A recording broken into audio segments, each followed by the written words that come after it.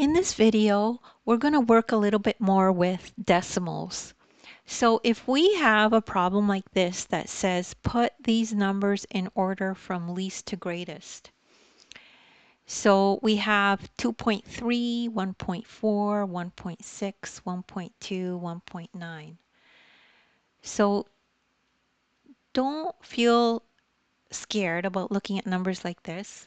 The way to do this is to use your place value chart.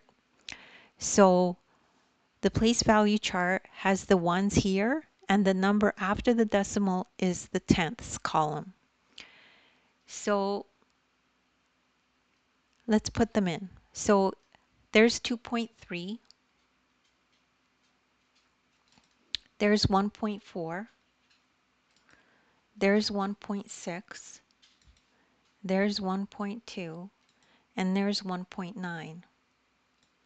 And the way to remember how to do this is you first start with the ones column and you look to see which one is bigger or smaller. Right now we're going to do the least to the greatest, right?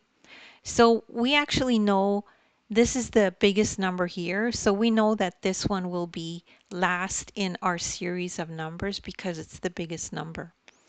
But for these ones, these are all the same. So now you have to move to the tenths place and figure out which number is smaller and which one is bigger. And it's like any other number. So we know 2 is the smallest, then comes 4, then comes 6, and then comes 9. Okay, so we know, like we said, 1.2 is the smallest, and then 1.4 is the next biggest one, and then 1.6 is the next biggest one, and then 1.9 is the next biggest, and we know that 2.3 is the biggest number. So this is ordered from least to greatest.